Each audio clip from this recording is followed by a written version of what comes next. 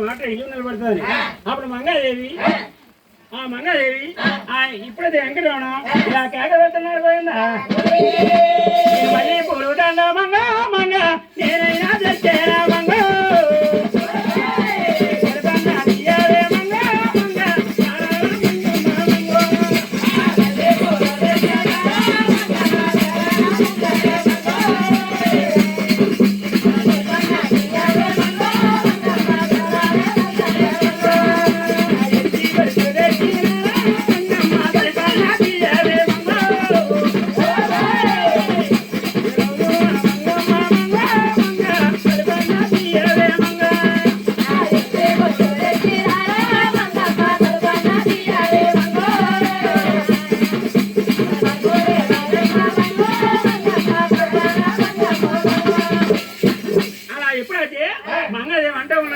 అంటే ఉంటే ఓ తగదియ ఆ మంగదేవి లోపల అంటుంది రమణ చెల్లెవరు అమ్మక రమణ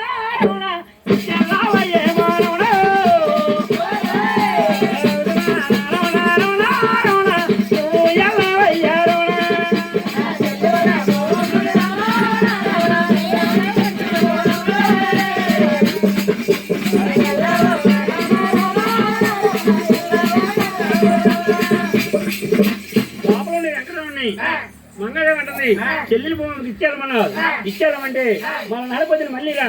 ఈ ఆలు కలుపుతున్నారు నాకనే కదా కాని పట్టింటాడు అక్కడ చూడగా భూమి లాంచారు ఈ వెంకటరమణ ఎక్కడికి వెళ్ళాడో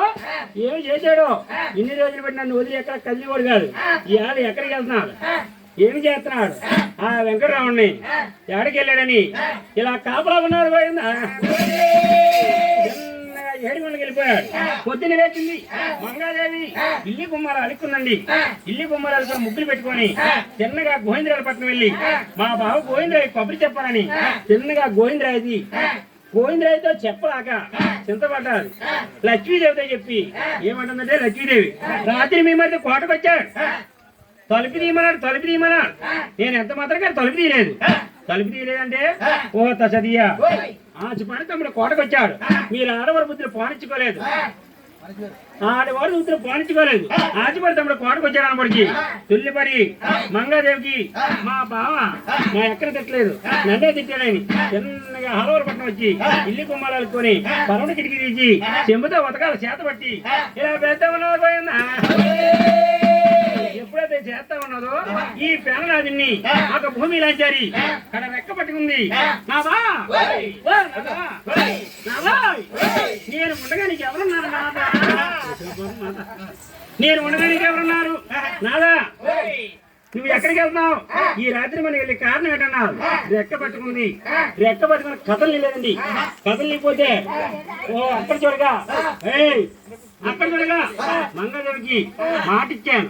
ఎలాగైనా వస్తానన్నా ఈ పేననాథుడు ఎప్పుడు వస్తానని ఎదురు చూస్తా ఉంటే భూమిలో అంతా కథలు లేదు అప్పుడు జోహులోది బుద్ధించి హైమంతరించి ఆనాడు కూడా ఆ భూమి రాజ్యాన్ని చక్కగా పడుకోబెట్టాడండి పడుకోబెట్టి చూడమాయన వెజిమల కంకతరం పేరు చెప్పి 7 వెంకటరమణ పేరు చెప్పి సబ్బు రాజుగారు 116 కార్యక్రమం పేరు పడ్డాడి తోడయ్యి తల్లి